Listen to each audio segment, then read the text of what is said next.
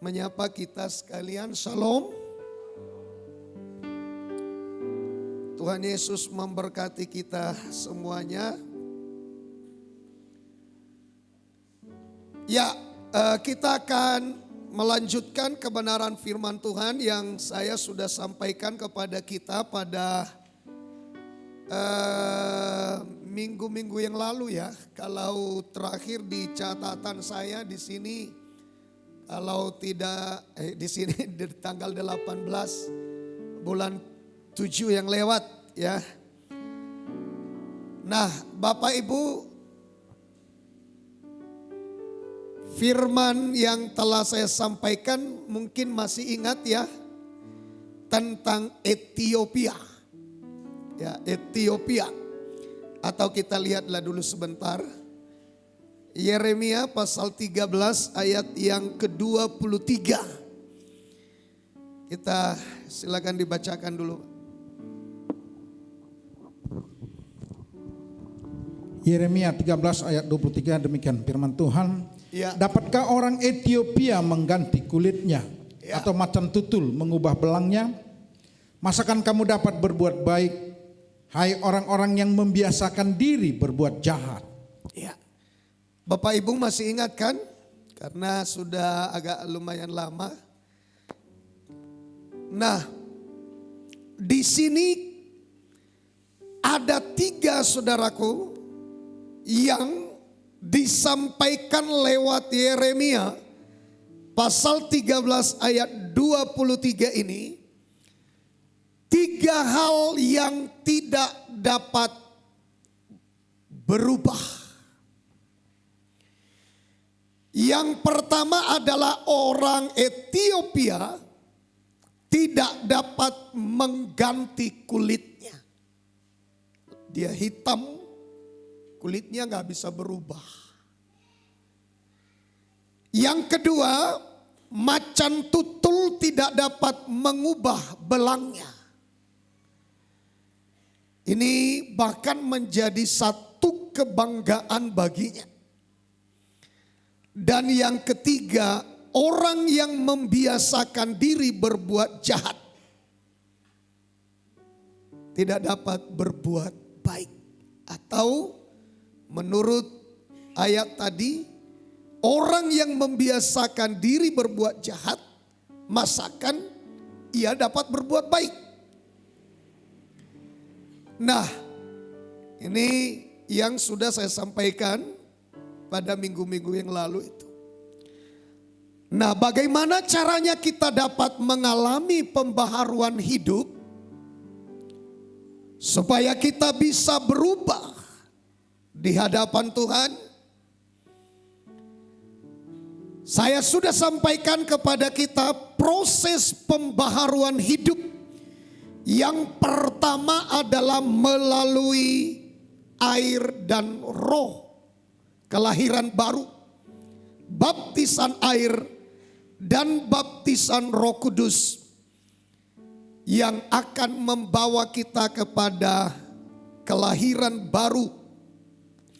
Dalam Yohanes 3 ayat 5 dikatakan, aku berkata kepadamu, sesungguhnya jika seorang tidak dilahirkan dari air dan roh, ia tidak dapat masuk dalam kerajaan Allah.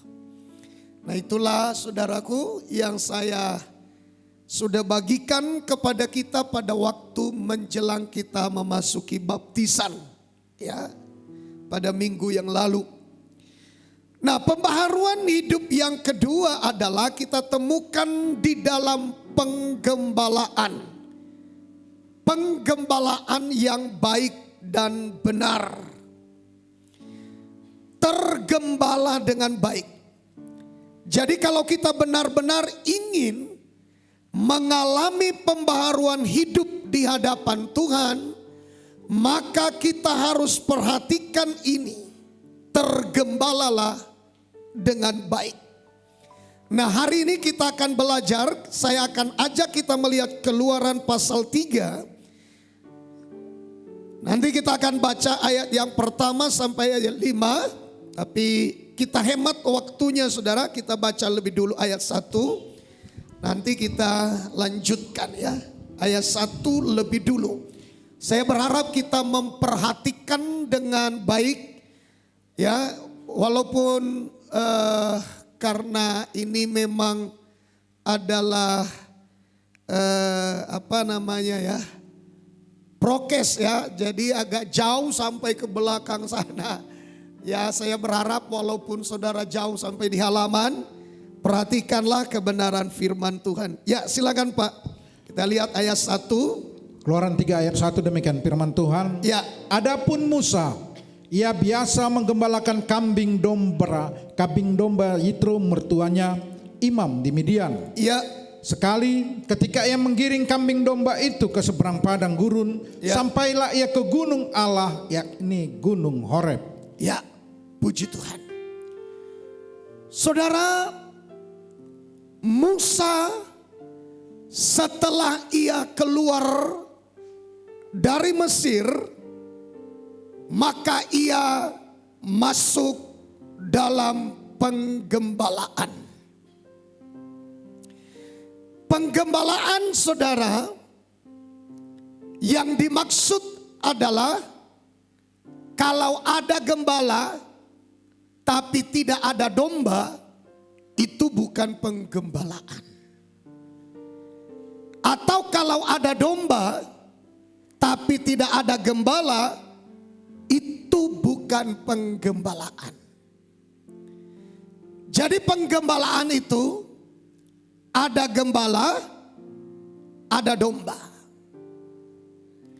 Jadi kalau nanti kita berbicara di sini tentang Musa, ini bukan hanya bicara tentang Musa, tapi ini bicara tentang Musa yang menggembalakan domba.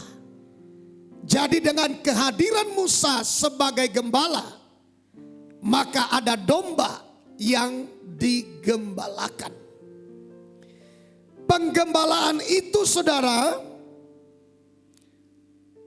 akan membawa hidup kita digiring, dituntun, dibawa naik ke atas, ke tempat tinggi, atau ke level yang lebih tinggi. Tujuannya apa? Penggembalaan menuntun domba sampai ke tempat tinggi. Tujuannya adalah untuk bertemu dengan Tuhan. Untuk mengalami Tuhan. Bapak Ibu, penggembalaan itu penting. Penggembalaan itu harus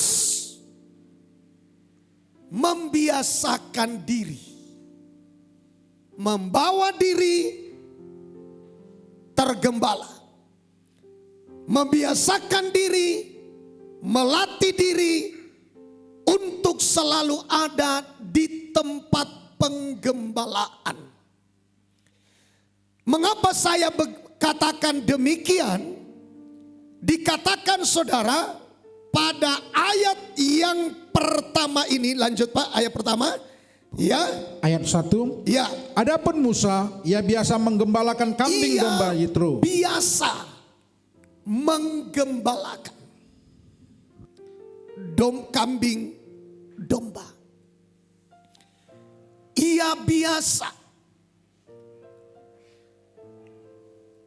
Penggembalaan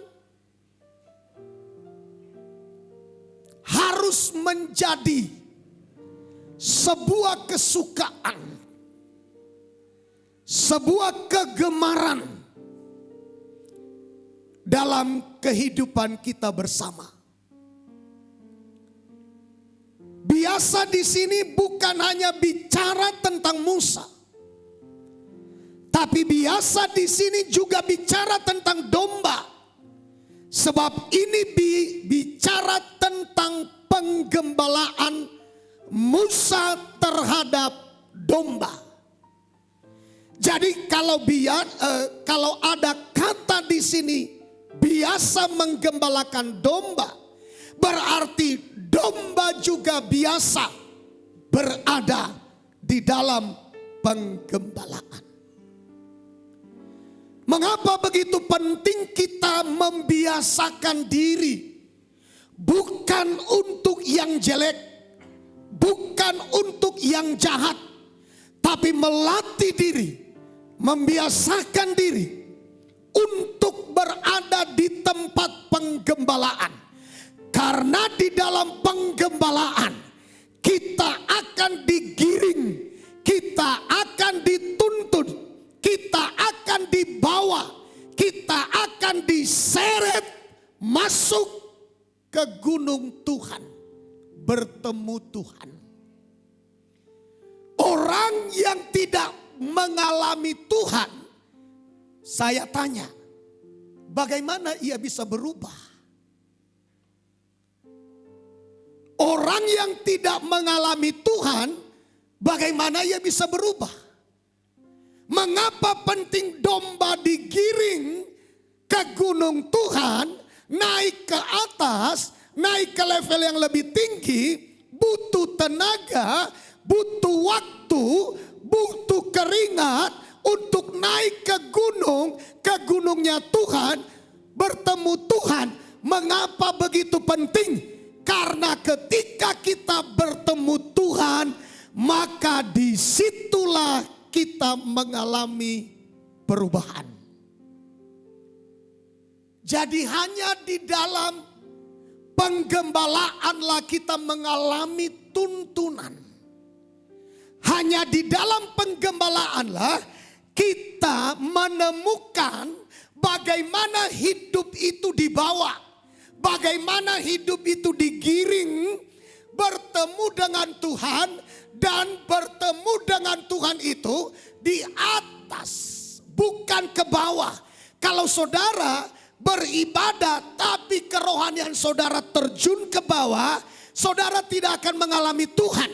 Tapi kalau saudara mengalami kerohanian yang meningkat, itu adalah bagaikan kita dibawa, bagaikan kita dituntun, bagaikan hidup kita digiring untuk mencapai bertemu dengan Tuhan. Karena pertemuan kita dengan Tuhanlah yang akan menjamin hidup kita bisa berubah. Ada berapa banyak yang pada hari ini menemukan dirinya dalam khotbah ini menghargai yang disebut penggembalaan. Karena kalau saudara tidak mau membawa diri saudara untuk melatih diri, membiasakan diri berada di tempat penggembalaan, pertanyaan saya, siapa yang akan bawa saudara ke gunung Tuhan? Siapa yang akan menuntun saudara ke gunung Tuhan, bertemu Tuhan sehingga mengalami perubahan? Kalau saudara menuntun diri saudara sendiri, untuk apa semua jabatan rasul, nabi, penginjil, guru, dan gembala? Tuhan berfirman kepada Petrus, apakah engkau mengasihi aku Petrus? Ya Tuhan, aku mengasihi engkau, gembalakanlah domba-dombaku. Lalu ditanya sekali lagi, Petrus, apakah engkau mengasihi aku? Ya Tuhan, aku mengasihi engkau, gembalakanlah domba-dombaku. Tapi apakah Tuhan puas? Tidak. Yesus bertanya sekali lagi, Petrus, apakah engkau mengasihi aku? Ya Tuhan. Akhirnya Petrus menangis dan ia berkata, engkau tahu Tuhan, aku mengasihi engkau, gembalakanlah domba-dombaku. Sama dengan tuntunlah domba-dombaku ke gunungku. Bimbinglah domba-dombaku bertemu dengan aku di gunungku. Bawa mereka naik ke level yang lebih tinggi agar aku berjumpa dengan mereka. Karena hanya dengan berjumpa dengan aku, kata Tuhan, manusia bisa berubah. Jadi Bapak Ibu, ada berapa banyak saudara yang menghargai penggembalaan? Ada berapa banyak saudara yang melatih diri, membawa diri kepada penggembalaan? Untuk hidup kita digiring berjumpa dengan Tuhan. Untuk hidup kita dituntun mengalami Tuhan. Agar kita dapat mengalami keubahan hidup. Betapa banyak orang saudaraku, mereka tidak takut terhadap apapun omongan-omongan mereka. Tapi saya bertanya dalam hati, dengan apa orang ini mengandalkan agar ia tidak mengalami yang dimaksud dengan malapetaka, yang dimaksud dengan bencana, yang dimaksud dengan penyakit, wabah dan lain sebagainya. Dengan kekuatan apa dia pakai? Sementara dia menuntun dirinya sendiri dan tidak bertekun membawa dirinya tergembala dengan baik. Karena di dalam penggembalaan yang aku tahu lewat kebenaran firman ini, penggembalaan itulah yang akan membawa kita. Dan saya mau katakan, yang menggembalakan kita adalah Tuhan sendiri lewat firman yang diberitakan kepada saudara. Ketika saya menyampaikan firman ini, saya sedang menggiring saudara, membawa saudara untuk dekat dengan Tuhan. Untuk membuka jalan bagi saudara, jalan itu saudara ketahui, untuk saudara masuk mengalami perjumpaan dengan Tuhan. Bapak Ibu, hargai penggembalaan. Berikan diri kita tergembala dengan baik. Berikan hidup kita ditudungi dengan baik. Berikan hidup kita dituntun dengan baik. Berikan hidup kita digiring mengalami perjumpaan dengan Tuhan yang maha baik itu. Dengan kita mengalami perjumpaan dengan Tuhan, maka kita akan mengalami keubahan hidup.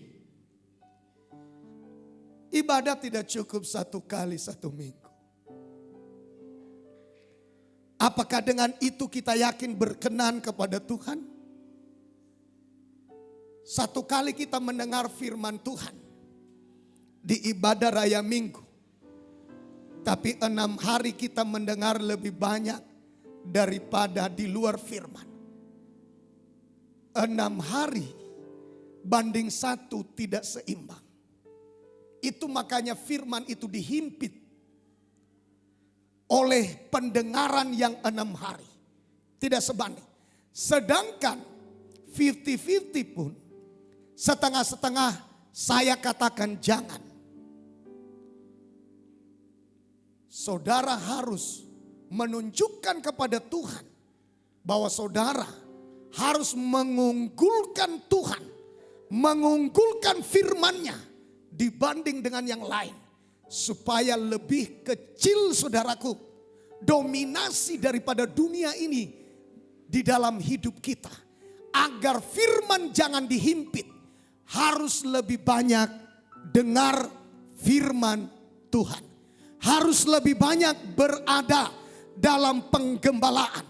Sehingga firman itu akan terus terngiang-ngiang lebih banyak dalam pikiran, hati dan hidup kita. Sehingga itu yang mendominasi, menguasai pikiran, menguasai hati, menguasai gerak-gerik kita, menguasai seluruh hidup kita. Dan makin sedikit pengaruh dunia ini mempengaruhi hidup kita, tapi lebih banyak pengaruh daripada Tuhan mempengaruhi hidup kita. Maka saya yakin kekuatan dunia suatu saat akan menyeret saudara, akan lebih kuat pengaruh Tuhan dalam hidup kita. Bawa hidup tergembala dengan lebih baik. Saudara, saya teringat tentang naik ke atas gunung itu bukan suatu hal yang gampang. Apalagi gunung yang terjal tinggi. Ya, dan terjal. Itu membutuhkan kekuatan, kehati-hatian yang serius dan sungguh-sungguh. Bawa hidup kita Bapak Ibu. Izinkan kita digembalakan dengan lebih baik. Siapkan tenaga kita. Siapkan waktu kita. Jangan ketika mendaki, saudara berkata, udahlah turun aku. Rupanya pendakian ini teramat tinggi, terlalu berat bagiku. Aku mau turun, tidak mau melanjutkan pendakian kita. Saudara, digambarkan di sini untuk mengalami Tuhan bagaikan mendaki gunung. Berarti dibutuhkan tenaga yang cukup. Dibutuhkan saudaraku kesungguhan, keseriusan. Mengapa saudara? Karena kita mau ketemu dengan Tuhan. Kita mau berjumpa dengan Tuhan. Kita mau mengalami Tuhan. Sekali lagi saya ingatkan kepada kita. Jangan bermain-main. Karena tidak gampang untuk bertemu dengan Tuhan. Jangan bermain-main. Untuk bertemu Tuhan, keluarkan tenaga saudara. Makanya ada ayat yang mengatakan, kasihilah Tuhan Allahmu dengan segenap hatimu, segenap jiwamu, segenap akal budimu, dan segenap kekuatanmu. Sudahkah kita mengasihi Tuhan dengan segenap? Sudahkah kita mencari Dia dengan segenap? Bukan hanya segenap jiwa, bukan hanya segenap akal budi, tapi segenap kekuatan kita. Seluruh kekuatan kita harus kita kerahkan untuk mencari Tuhan, untuk mengasihi Tuhan, untuk dapat berjumpa dengan Tuhan. Bagaikan mendaki gunung. Kalau hanya begitu saja, jangan jamin saudara ke sorga. Itu kebohongan iblis. Kalau saudara anggap ibadah asal-asal, jangan jamin ke sorga. Itu tipu daya iblis. Dia membohongi saudara. Berjumpa dengan Tuhan itu harus sekuat tenaga kita mencarinya. Harus seluruh kekuatan kita, segenap hati kita, segenap jiwa kita, segenap akal budi kita, seluruh kekuatan kita harus kita kerahkan untuk mengasihi Dia, untuk mencari Dia dengan sungguh-sungguh. Saudara, bicara tentang gunung di mana jemaat digiring mengalami Tuhan dalam penggembalaan, saya teringat tentang Lot yang dibawa keluar meninggalkan Sodom ke atas gunung supaya dia selamat. Mungkin banyak orang bilang, masa sih hanya untuk selamat aja harus naik ke gunung? Aku ya mang, baburat naik doa be, gedang gampang doa be. Memang saya katakan untuk mengalami Tuhan tidak gampang. Untuk mendapatkan keselamatan daripada Tuhan tidak gampang. Ya, tapi dangi doko namang gratis, cuma-cuma, ya cuma-cuma. Tapi saudara harus ambil. Kalau saya katakan ini, saya kasih cuma-cuma, datanglah ambil. Saudara harus pergi ngambilnya. Dibutuhkan ada kerja keras dari diri kita untuk mengambilnya. Memang gratis, ini gratis. Dikasih gratis, keselamatan itu gratis, pengampunan itu gratis. Tapi saudara harus butuh, berikan waktu, saudara harus cari. Saudara harus pergi untuk mendapatkannya. Memang gratis. Saudara nanti tidak. Kalau saudara sudah beri waktu, beri tenaga, saudara nanti ketemu, memang tidak bayar. Tapi saudara harus memberikan waktu untuk mendapatkannya. Saudara harus memberikan tenaga saudara untuk mendapatkannya. Kita lihat dulu mengenai Lot. Kejadian 19 ayat 15. Ayat 15. Demikian firman Tuhan. Ya. Ketika fajar telah menyingsing, kedua malaikat itu mendesak Lot supaya bersegera. Katanya, bangunlah, bawalah istrimu dan kedua anakmu yang ada di sini, supaya engkau jangan mati lenyap karena kedurjanaan kota ini. Terus ayat 16, ketika ia berlambat-lambat, 17. Ya. 17, sesudah kedua orang itu menuntun mereka sampai keluar, berkatalah seorang, larilah, selamatkanlah nyawamu, janganlah menoleh ke belakang dan janganlah berhenti dimanapun juga di lembah Yordan. Larilah ke pegunungan. Larilah ke pegunungan terus. Supaya engkau jangan mati lenyap. Itulah tadi saudaraku.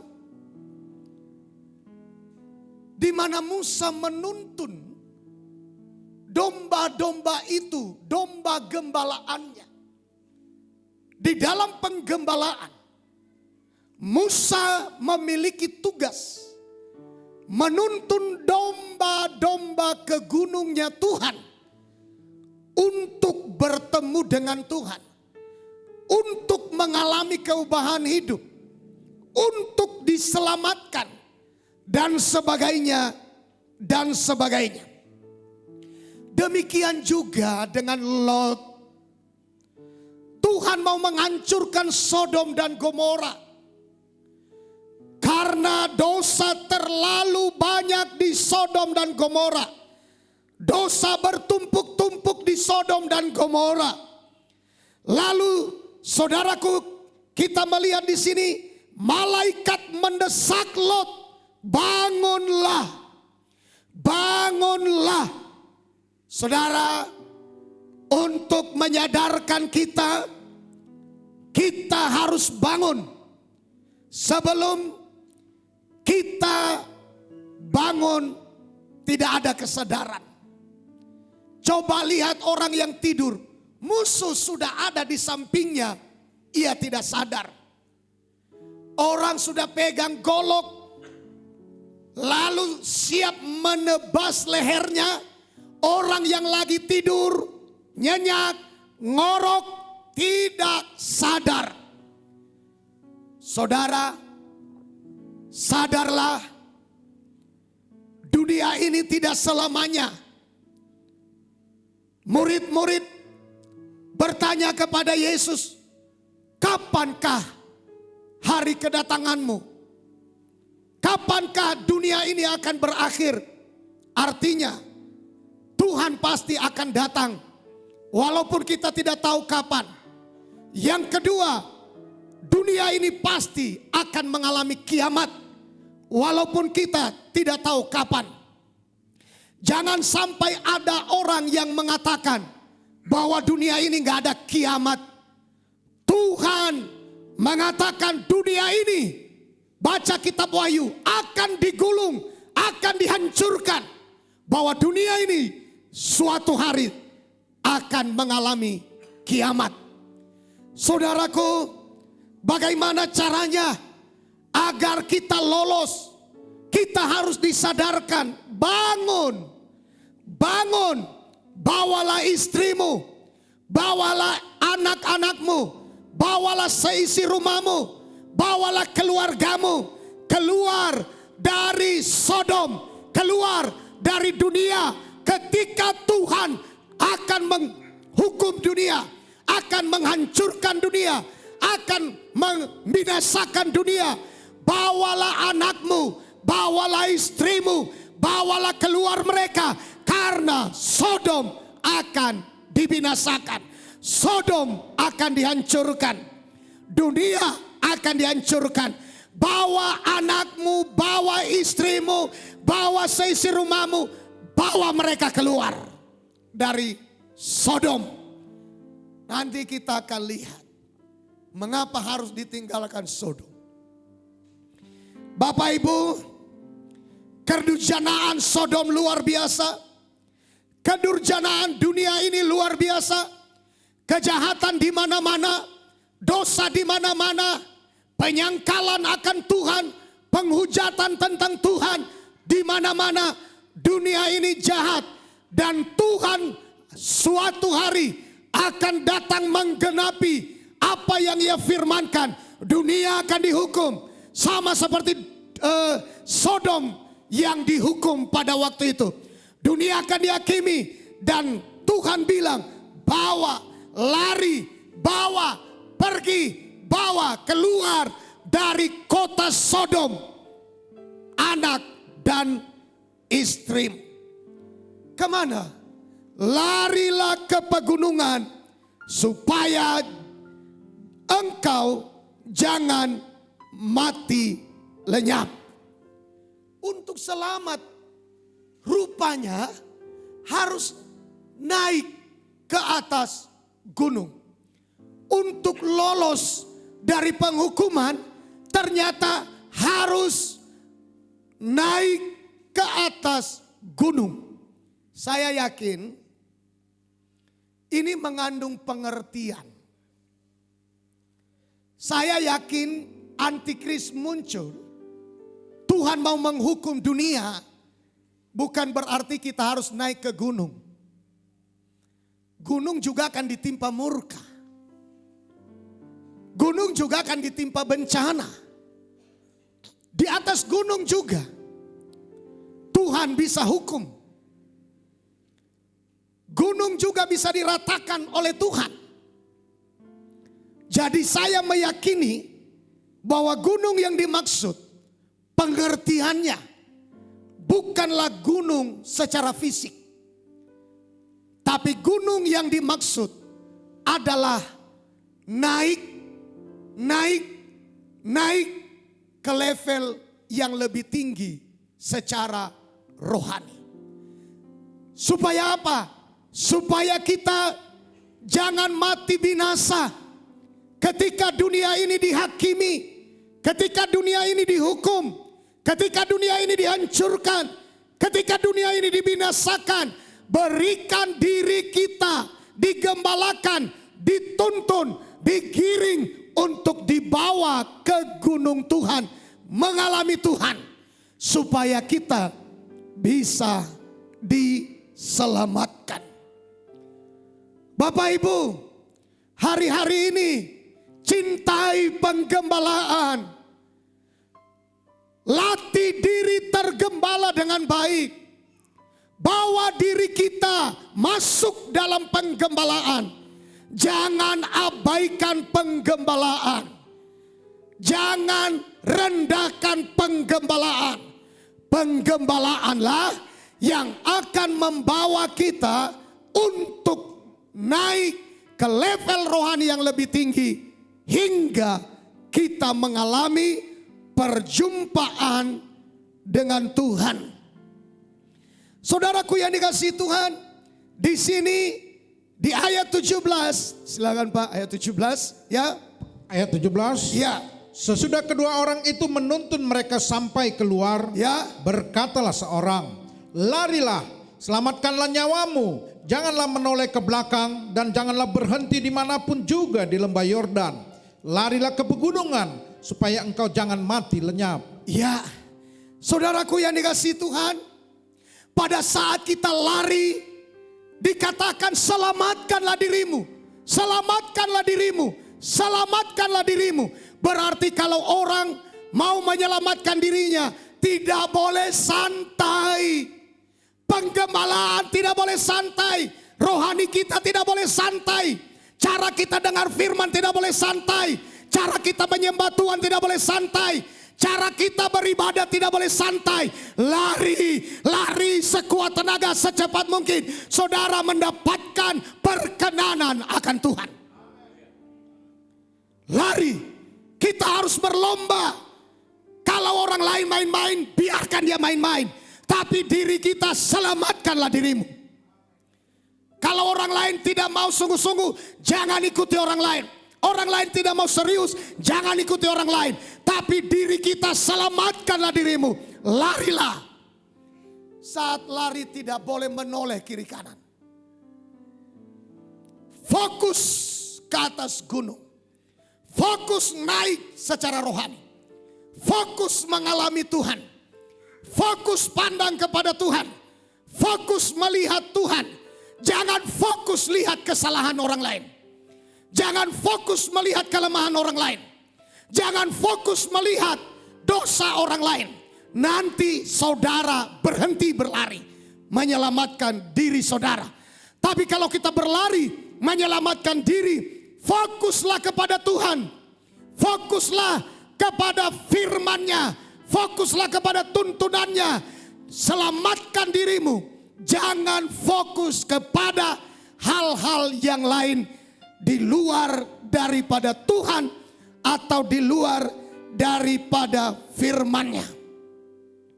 Sekali kita mengalihkan perhatian kita, pandangan kita dari Tuhan, maka saya yakin dan percaya ada kemungkinan dua hal yang terjadi. Satu, bisa saudara menoleh ke belakang. Orang yang menoleh ke belakang jadi tiang garam. Yang kedua, kalau saudara tidak fokus kepada Tuhan, tapi saudara fokus kepada yang lain, kepada kesalahan orang lain, kepada kelemahan orang lain, kepada dosa orang lain, kepada sifat orang lain, maka saudara pasti tidak bisa fokus kepada Tuhan. Yang kedua, selain daripada menoleh, saudara bisa berhenti di tengah jalan atau di lembah. Dan Alkitab mencatat orang yang berhenti tidak berlari menyelamatkan nyawanya akan ditimpa bara api penghukuman daripada Tuhan. Fokus. Akhir zaman fokus kepada Tuhan. Pak, akhir zaman sudah mulai dari dulu. Justru karena itu, dulu saja sudah diberitakan akhir zaman. Masa sampai udah ribuan tahun tetap kita songona tuari deh, songona tuari deh, songona jolo deh, songona jolo deh. Itulah bahayanya. Akhirnya tidak berjaga-jaga. Jangan berpikir. Kalau saudara berpikir generasi ini menanggapi akhir zaman ini berbeda-beda. Generasi ini, generasi kemarin beda. Generasi hari ini beda. Generasi besok beda. Generasi besok beda. Generasi besok beda lagi. Generasi besok beda lagi. Jadi saya mau bertanya, lalu kapan Tuhan datang? Lalu kapan digenapi firman Tuhan kiamat? Kalau terus seperti itu, hati-hati dengan pola pikir yang dititip oleh iblis sehingga tidak berjaga-jaga bahwa Tuhan bisa datang kapan saja. Hati-hati. Jangan mau ditipu setan.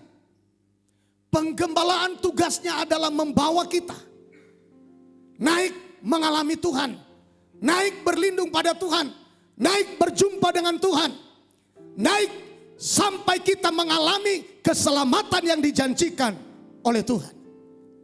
Itu kan hanya membuat kita bahwa kita tetap menggulut portibion. Supaya apa? Supaya jangan naik ke atas. Makanya saudaraku, licik sekali iblis itu. Berulang-ulang saya sudah menyampaikan kepada kita. Suatu hari iblis rapat. Dan iblis itu berkata, bagaimana ya caranya kita menyesatkan dan membinasakan manusia ini. Lalu iblis berkata begini. Lalu ada antek-antek iblis yang lain mengatakan begini. Kita bilang sama mereka dan komandan maksudnya. Alkitab itu tidak benar. Yesus itu tidak mati di kayu salib. Kita tipu mereka. Ya, bisa jadi. Yang lain ada berpendapat. Ya, yang lain kasih pendapatnya yang beda-beda. Lalu tiba-tiba si tuyul datang, saudara. Si tuyul yang paling kecil dan berkata, "Dan aku punya usul begini. Kita bilang aja bahwa Alkitab itu benar, firman Tuhan. Kita bilang aja Yesus itu benar, mati di kayu salib. Kita bilang aja beribadah itu benar. Kita bilang aja hidup kudus itu, hidup suci itu, hidup benar itu benar. Kita bilang aja begitu." Ya, lalu apa maksudmu tuyul dengan semuanya itu? Tapi kita bilang sama mereka, jangan sungguh-sungguh sekarang. Jangan bertobat sekarang. Jangan hidup suci sekarang. Jangan sungguh-sungguh ibadah sekarang. Jangan fokus Tuhan mau datang. Jangan fokus sucikan hidupmu. Jangan percaya bahwa akan segera. Jangan sungguh-sungguh. Jadi bagaimana tuyul? Kita bilang aja besok bertobat. Besok sungguh-sungguh. Besok serius. Wah, masuk akal si tuyul ini, kata si Bolis. Benar juga kau tuyul. Ayo, kerahkan pasukan, sebarkan semua ke manusia. Maka manusia mulai menerimanya. Mari kita bertobat. Datang bisikan. Bertobat kau, tapi jangan sekarang. Besok saja. Firman Tuhan mengatakan, hidup dalam kekudusan, hidup dalam kesucian, bertobat sungguh-sungguh. Masuk suara. Hidup dalam kekudusan. Benar, tapi jangan sekarang. Besok saja. Tiba besok, masuk lagi. Jangan sekarang, besok saja. Sudah lewat 1 minggu, sudah lewat 1 bulan, sudah lewat 1 tahun, sudah lewat 5 tahun. Besok saja. Jangan sekarang, besok saja. Persiapkan dirimu, jangan sekarang, besok saja. Ya, minggu depan tiba, persiapkan dirimu, jangan sekarang, besok saja. Dunia ini akan dibinasakan, benar. Tapi jangan sekarang bertobat, besok saja. Rupanya saudaraku, taktik iblis lewat si tuyul ini berhasil. Makanya banyak orang memiliki prinsip pemikiran bertobat sogot ma. Unang sonari. Sogot ma. Rupanya strategi iblis itu masuk saudaraku. Dan masuk akal manusia. Itu tuh ngapain harus bertobat sekarang? Puaskanlah dulu sekarang. Besok bertobat, tiba besok, besok lagi, tiba besok, besok lagi, tiba besok, besok lagi. Makanya banyak orang saudaraku akhirnya lari dari firman. Tidak memiliki sikap berjaga. Bapak ibu saudara yang dikasihi Tuhan. Larilah. Selamatkanlah nyawamu. Jangan menoleh ke belakang. Jangan menoleh ke belakang. Fokus. Jangan berhenti di lembah manapun. Karena kenapa? Jangan berhenti di lembah. Karena di lembah nanti akan tumpuk semua bara api. Kan Tuhan menghukum Sodom dan Gomora dengan bara api dari langit kan. Wah, dihujani. Ada dari bawah, ada dari atas. Jadi tumpuknya itu pasti di lembah. Makanya Tuhan suruh jangan turun di lembah. Kerohanian saudara jangan turun. Tidak boleh turun, pertahankan. Kalaupun tidak bisa naik, paling tidak stabil. Tapi kalau boleh terus naik. Karena hanya dengan naiklah kita akan mengalami perjumpaan dengan Tuhan. Kita bisa diselamatkan. Haleluya, amin.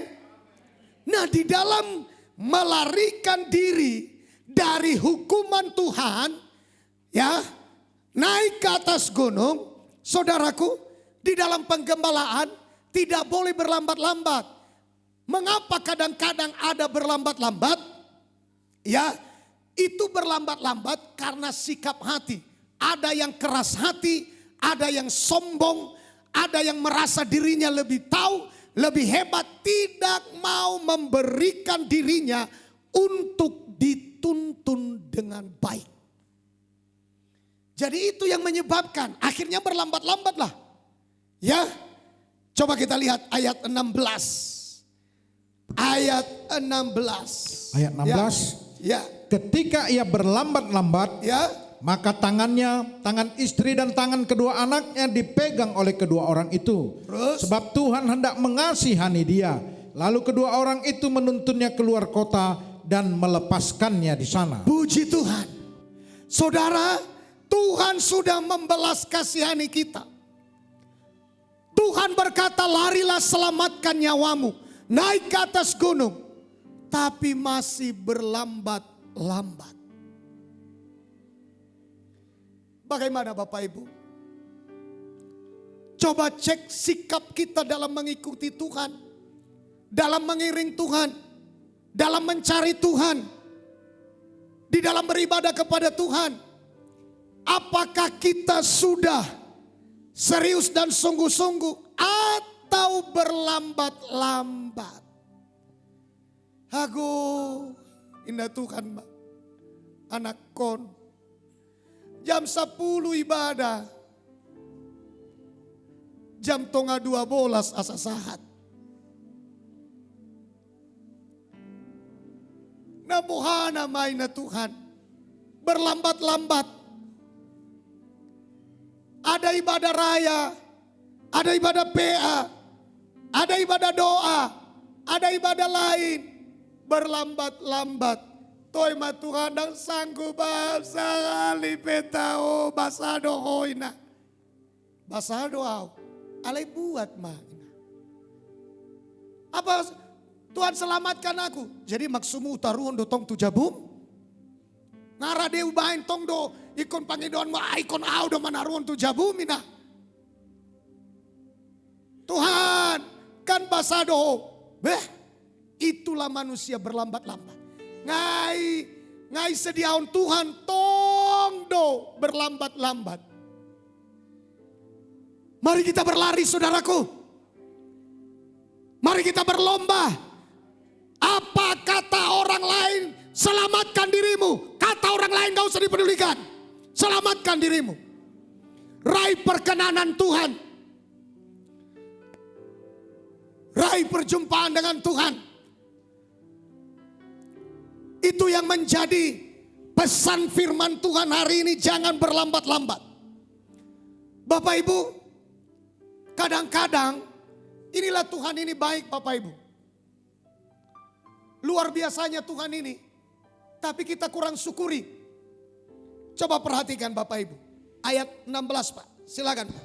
Ayat 16. Ketika ia berlambat-lambat, Ya. maka tangannya, tangan istri dan tangan kedua anaknya dipegang oleh kedua orang itu. Sebab Tuhan hendak mengasihani dia. Ya. Bapak Ibu, untunglah hidup ini. Terkadang sering sekali. Tapi ini saya mau ingatkan kita loh. Kalau Bapak Ibu tidak mau sadar, terserahlah. Itu menjadi urusan kita bersama-sama. Masing-masing pada diri kita. Sering sekali hidup ini jauh dari perbuatan baik. Jauh dari perkenanan Tuhan. Tapi karena Tuhan itu kasih. Dia mengasihi kita. Kita terpeleset tidak mati. Kita saudaraku yang dikasihi Tuhan mengalami banyak hal-hal yang lain. Tapi Tuhan masih belum izinkan. Saya mau katakan mengapa? Karena kita masih ada dalam genggaman tangan Tuhan. Jangan sampai Tuhan melepaskan saudara dari genggaman tangannya. Karena saya tahu selama kita masih ada dalam genggaman Tuhan, mara bahaya apapun tidak akan menghancurkan, membinasakan hidup kita. Haleluya. Tapi kecuali Tuhan sudah melepaskan genggamannya dalam hidup kita, binasalah. Itu karena kita masih ada dalam genggaman Tuhan. Mengapa kita masih hebat, masih kuat, masih stabil kesehatan kita di masa pandemi COVID-19? bahkan anak-anak Tuhan masih stabil ekonominya, saya mau katakan jangan sombong di hadapan Tuhan. Itu karena kita masih digenggam oleh Tuhan. Tuhan tidak biarkan hidup kita.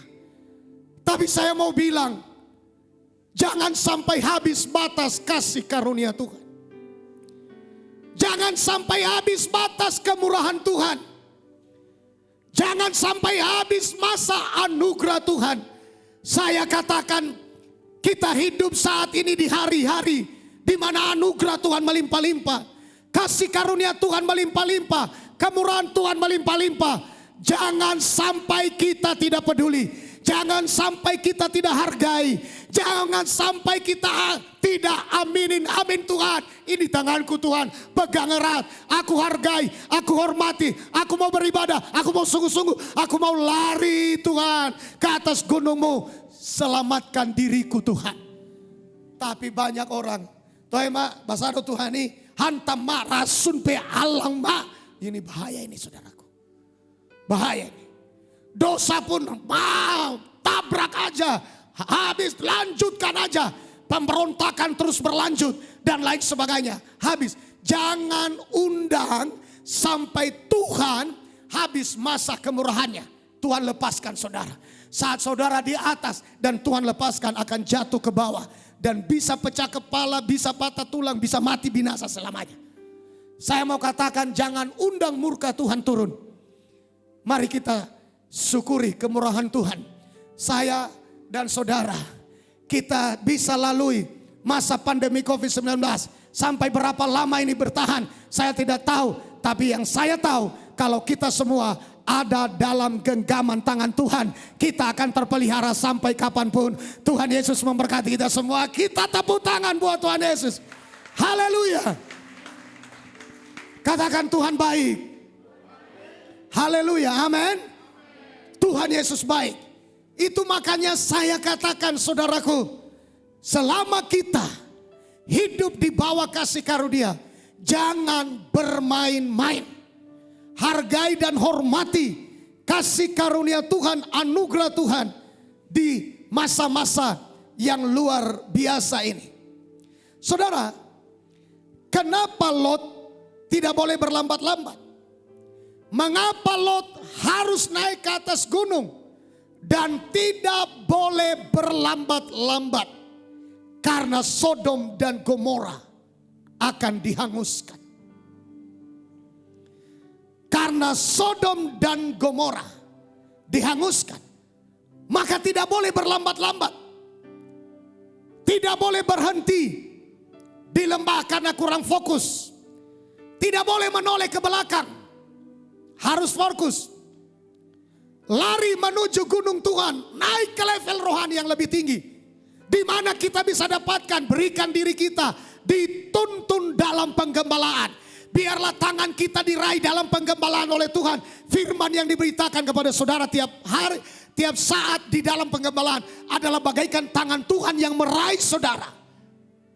Untuk saudara dilepaskan dari berbagai mara bahaya yang mengancam hidup manusia di atas muka bumi ini. Saudaraku yang dikasihi Tuhan, kalau tidak mau lari menuju gunung, tidak mau lari ke level yang lebih tinggi, maka Lot akan binasa selamanya bersama dengan orang Sodom. Bapak Ibu, saudara-saudari, sidang jemaat yang dikasihi dan diberkati oleh Tuhan.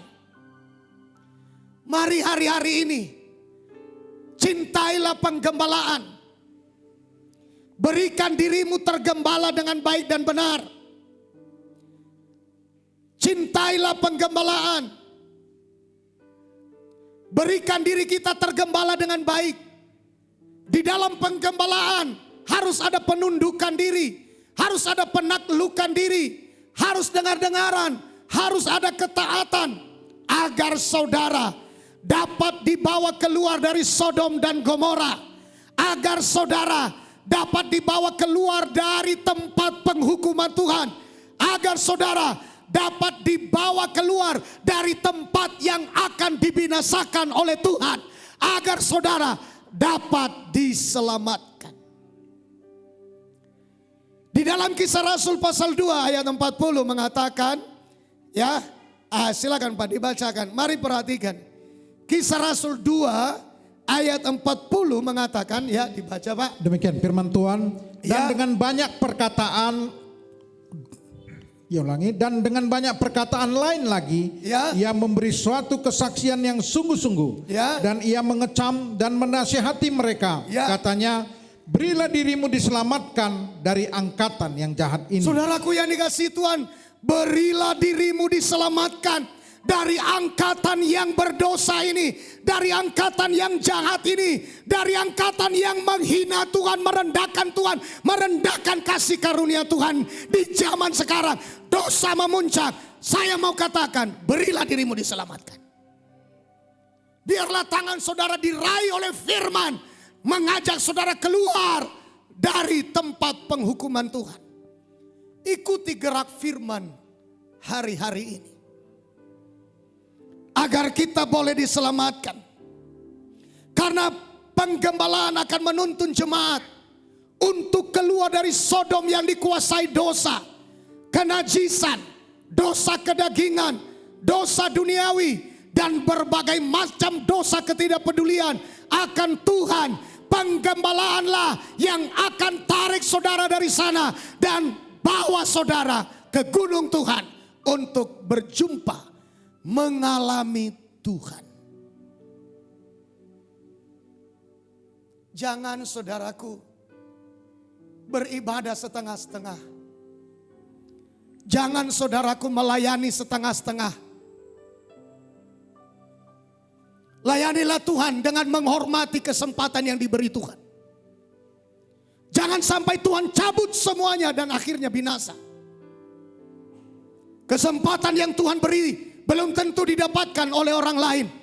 Tapi kesempatan yang diberikan kepada kita, justru kita tidak hargai. Justru kita tidak hormati Tuhan. Justru kita anggap sepele. Saya katakan, kalau saya masih bisa melayani, saudara masih ada kesempatan melayani, itu adalah bentuk kesempatan yang diberi Tuhan. Hargai, hormati Tuhan, sebab ada masanya kesabaran Tuhan pasti akan habis. Saudara, kalau jemaat tidak mau memberikan dirinya tergembala dengan baik dan benar, maka pasti tidak akan bisa keluar dari Sodom dan Gomora. Karena tidak ada manusia yang bisa menuntun dirinya sendiri. Kalau ada manusia yang bisa menuntun dirinya sendiri, maka saya mengatakan tidak perlu Tuhan Yesus turun ke bumi. Tapi karena Tuhan tahu bahwa manusia tidak ada yang bisa menuntun dirinya sendiri bertemu dengan Tuhan, maka dia butuh Tuhan. Maka Tuhan menetapkan di dalam hidup kita ada gembala untuk menuntun kita mengalami perjumpaan dengan Tuhan. Itu aturan Tuhan, bukan kita yang buat. Bukan dunia yang buat. Itu aturan Tuhan. Tuhan yang mengaturkan demikian. Saudaraku yang dikasihi Tuhan, Tuhan bilang kepada Petrus tadi, apakah engkau mengasihi aku? Gembalakanlah domba-domba. Gembalakanlah domba-dombaku. Gembalakanlah domba-dombaku. Tuntun domba-dombaku mengalami perjumpaan dengan aku. Domba itu harus digembalakan. Karena kelemahan domba itu, saudaraku yang dikasihi Tuhan, kalau sudah tersesat tidak dapat kembali. Maka domba itu harus dituntun. Domba itu harus digembalakan supaya ia bisa dituntun keluar dari tempat penghukuman Tuhan, dari tempat yang akan dihukum dibinasakan Tuhan. Dia akan bisa dibawa keluar dari tempat yang akan dikutuk, dari hidup yang terkutuk, dibawa keluar supaya ia mengalami jumpa dengan Tuhan, mengalami belas kasihan Tuhan, mengalami keubahan hidup, mengalami pengampunan Tuhan, dan mengalami keselamatan daripada Tuhan. Beri diri kita digembalakan dengan baik. Hanya penggembalaanlah yang bisa menarik kita keluar dan membawa kita ke tangan Tuhan, bertemu Tuhan, dan mengalami keubahan hidup, serta menyelamatkan kita dari dunia yang berdosa ini. Saudaraku, coba kita lihat Wahyu pasal 2 ayat 19. Wahyu pasal 2 ayat 19. Silakan Pak. Demikian firman Tuhan. Nah ini saudaraku, saya sungguh-sungguh saudara harus mengerti gunung. Ya, tadi Musa membawa ke gunung. Yang kedua Lot disuruh lari ke gunung. Dan yang ketiga untuk melihat perempuan di mana posisinya harus naik ke gunung. Dan Yerusalem yang baru harus naik ke gunung. Tanpa naik tidak bisa. Ya, coba lihat. Silakan Pak ayat 9. Ya. Ayat 19. Ya. Wahyu 21 ayat 9.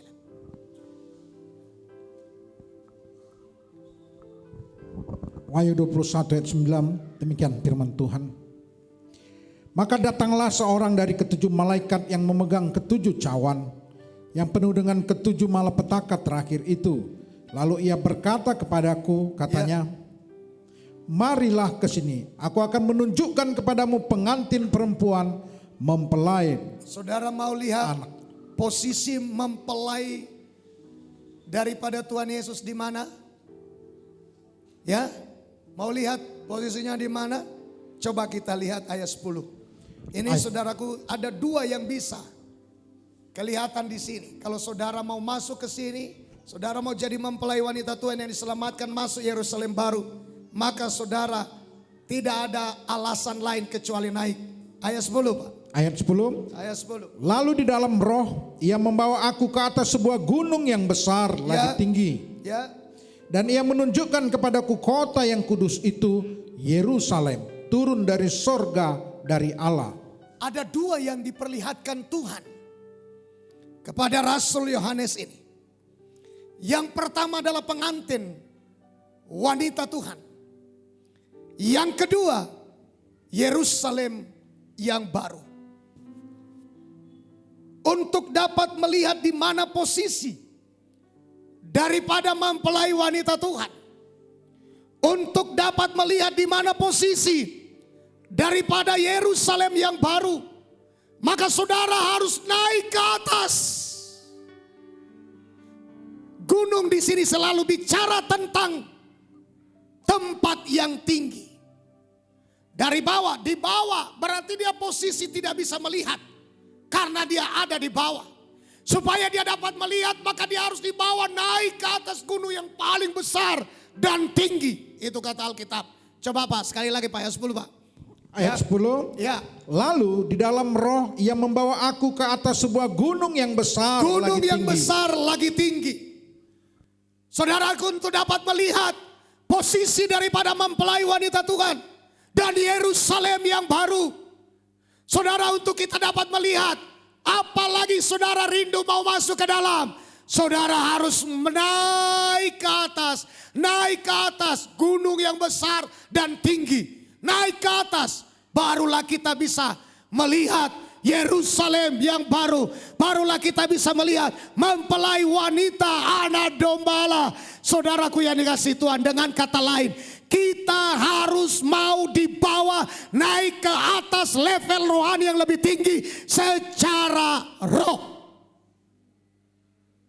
Secara rohani. Harus mau dibawa naik ke atas untuk dapat menjadi mempelai wanita Tuhan dan masuk di Yerusalem yang baru. Yang tidak mau dibawa saudaraku yang dikasih Tuhan naik ke level yang lebih tinggi, pasti tidak akan mungkin bisa menjadi mempelai wanita. Dan tidak akan mungkin bisa masuk dalam Yerusalem yang baru. Maka hari-hari ini saya mengingatkan kepada kita. Saya meyakini betul bahwa gunung yang dimaksud bukanlah gunung secara fisik. Tapi gunung dalam pengertian rohani. Tuhan menggembalakan hidup kita melalui sistem penggembalaan. Lewat penggembalaan Tuhan menuntun kita. Lewat kebenaran firman yang disampaikan, diberitakan kepada kita. Karena kenapa? Ditugaskan Petrus untuk menggembalakan domba itu. Untuk menuntun domba itu. Mungkin saudara bertanya, kenapa tidak Tuhan langsung? Kalau saudara mau ketemu Tuhan langsung silakan saja. Tapi lewat kematian.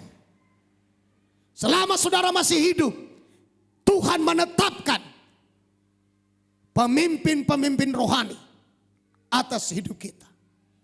Itulah yang disebut penggembalaan. Makanya domba itu harus digembalakan dalam kandang penggembalaan. Untuk apa Bapak Ibu? Untuk menjaga, memelihara, menuntun domba itu. Tidak ada satu kekuatan manusia yang dapat menolong menyelamatkan setiap domba-dombanya Tuhan. Tapi kekuatan itu adalah datangnya dari Tuhan. Tuntunan itu adalah datangnya dari Tuhan. Bagaimana cara kita dibawa ke gunung Tuhan mengalami Tuhan? Itu adalah Tuhan sendiri lewat firman-Nya, lewat urapan rohnya yang akan menuntun kita sampai ke gunung Tuhan, berjumpa dengan Tuhan, mengalami keubahan hidup, dipulihkan oleh Tuhan, diampuni oleh Tuhan, diselamatkan oleh Tuhan, disembuhkan oleh Tuhan, kutuk dipatahkan, dosa diampuni, ekonomi dipulihkan, pekerjaan anak-anak Tuhan dipulihkan, kesehatan anak-anak Tuhan dipulihkan. Kalau kita sudah mengalami perjumpaan dengan Tuhan. Tapi berikan diri kita untuk dituntun melalui penggembalaan. Haleluya. Nah, saudaraku yang dikasihi Tuhan, penggembalaan itu gimana sih?